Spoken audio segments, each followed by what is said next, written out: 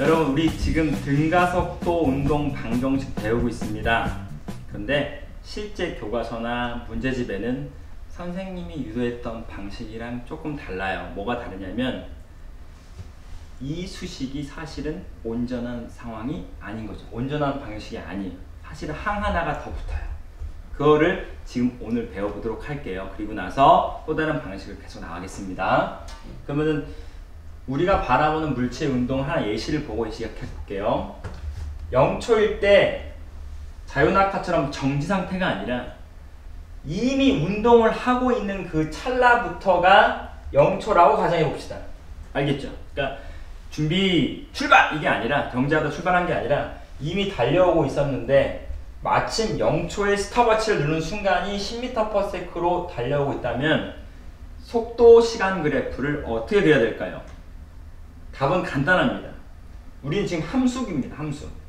시간에 따른 속도 함수이기 때문에 0,0이 아니라 0,10인 거죠. 그럼 y 절편이 존재하기 때문에 어디다가 점을 처음 시작하냐면 바로 여기다 찍어야 되는 겁니다. 이게 바로 10이라는 거죠. 0,10.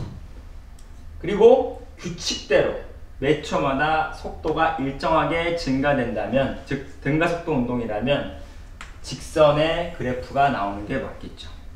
그러면 이제는 실제 존재하는 숫자를 집어넣은 상황이 아니라 문자를 가지고 등가속도 운동 방식을 아예 온전한 상태로 구해볼게요. 그럼 처음에 이 좌표를 10을 쓰면 안 되죠. 왜냐하면 모든 열려있는 실수값에 대해서 얘기해야 되니까, 양의 실수를 해야 되니까. 그래서 여기를 V0라고 할게요. 처음 속도, 0초일 때 속도다 그 뜻입니다. 그게 아까는 10이었어요. 그리고 아까 그래프랑 다르게 지금 약간 절편이 존재하는 건데 방식은 똑같습니다. 그럼 여기다가 t만큼 시간이 흘렀고 t초일 때의 속도를 v라고 놔둬볼게요. 그러면 그래프 아래의 넓이를 구하면 이동거리인 거는 동일합니다. 사다리꼴 모양이라서 넓이가 이동거리가 아니라는 것이 아니라 정의는 시간에 따른 속도 그래프의 면적은 전부 이동거리이기 때문에 이동거리를 구하는 과정에서 우리는 면적을 구하는 과정에서 칸을 나누면 되죠. 그러면 요 높이만 구하고 여기 있는 거는 t니까 이제 우리가 해야 될 것들이 점점 나타나기 시작합니다. 그러면은 여기의 높이가 얼마입니까? V0가 되겠죠. 그리고 아까 했던 바에 의하면 기울기 정보를 바탕으로 다시 복습입니다. 기울기는 A인데 밑변이 T이고 높이가 네모란 거 기억나죠? 그러면 예분의 무언가를 했을 때 A가 나오려면 높이는 AT가 나와야 되죠. 이제 다 됐습니다. 그래서 화학형의 넓이를 구하면 2분의 AT 제곱 나오는 거는 지난번 얘기해서 했어요. 근데 지금 추가된 게 뭐냐면 특수한 상황, 처음 출발 속도가 0이 아닌 양의 상수값을 가질 때 과연 방정식은 어떻게 표현되는가라는 겁니다. 그러면 이거 넓이 구하는 거 1도 아니죠. 그러면 빨간색으로 표현해 볼게요. 가로 닫고 세르니까 V0 T 나오죠. 또 아까 여기 높이는 2분의 넓이는 A T의 제곱이죠. 그러면 이 두 빨간색의 넓이의 합이 이동거리이기 때문에 온전한 퍼펙트한 운동 방정식 1번은 이렇게 표현됩니다. V0T 더하기 2분의 AT의 제곱. 근데 이게 원래 오리지널인데 왜 지난 시간에는 이거 안 가르쳤습니까?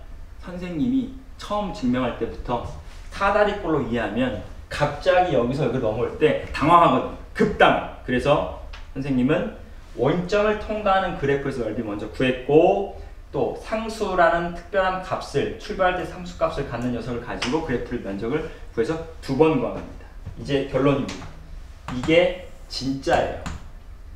그거를 선생님은 일부러 한 번 하고 2번 했던 겁니다. 그런데 우리가 만날 대부분의 문제들이 연습 문제든 기출 문제든 대부분이 다 V0가 0이에요. 그 얘기는 뭐냐면 대부분의 물체가 정지 상태에서 출발하는 것들이 태반입니다. 따라서 하다 보면 이 앞에 있는 항은 사라져 버리는 거죠. 그럼 여기는 자유낙하를 보게 될 때 누가 봐도 정지 상태에서 0으로 출발했기 때문에 정지였기 때문에 앞에 있는 항은 의미가 없어지는 거죠. 그래서 뒤에 있는 항 AT 제곱만 가지고도 낙하할 때의 물체 이동거리를 다 구해낼 수가 있습니다. 그럼 기왕 이렇게 됐으니까 우리 이동거리 2개만 구하고 가볼게요. 오늘 목표가 원래 빈칸을 채우는 것이니까 빈칸을 한번 채워보자고요. 그러면 처음 0초일 때 이동거리는 0이 되겠죠. 그건 의심의 여지가 없습니다. 정지 상태에서 출발했으니까 원점이니까. 1초 후에 이동거리를 구해라 라고 한다면 S1은 1초 후의 이동거리는 바로 얘가 되겠죠. 1초 이동거리는 처음 출발할 때 V0가 없다고 했어요. 속도는 0입니까? 정지니까 없고 2분의 1의 A, T의 제곱인데 가속도가 중력에 의해서 발생하는 가속도 10으로 쓰라고 약속을 했습니다. 그래서 우리는 어떻게 계산하면 되느냐? 2분의 1의 10의 시간은 몇 초 후? 1초 후니까 1의 제곱 답은 5m라는 것을 알 수 있죠. 그래서 우리가 처음 목표했을 때 이거 어떻게 구합니까? 정말 구할 수 있을까 했지만 답을 쉽게 알아냈네요. 이 길이의 값의 정답은 5m입니다. 그럼 한 번만 더 해볼게요. 2초일 때까지 이동거리 아까 그래프 계산할 때 알았지만 20m인데 정말 되는지 알아봅시다. 2초일 때까지 이동거리 2분의 1의 AT의 제곱 그대로 가고 2분의 1의 10의 2초 후 4. 그래서 답은 20m가 나온다는 거죠. 그러면 1초와 2초일 때 이동거리도 구했으면 당연히 3초 구하는 건 1도 아니죠. 4초도 구할 수 있습니다. 심지어는 2.5초 후라든가 3.7초 후의 물체의 위치까지 또 정확하게 할 수 있겠죠. 우리는 엑셀이라든가 계산기를 이용하면 간단해지죠. 이처럼 등가속도 운동 방정식 이 하나가 별거 아닌 것 같이 보이지만 우리로 하여금 더 많은 정보를 얻는, 운동에 대한 많은 정보를 얻는 과정에서 기본적인 정보만 알아도 구할 수 있구나. 실제 실험을 해서 자로 재지 않아도 수학적 방법을 통해서 계산할 수 있구나라는 것을 알았다면 여러분이 이 수업을 온전히 잘 이해한 것입니다. 그러면 등가속도 운동 방정식 2번과 3번 잠시 후에 시작할게요.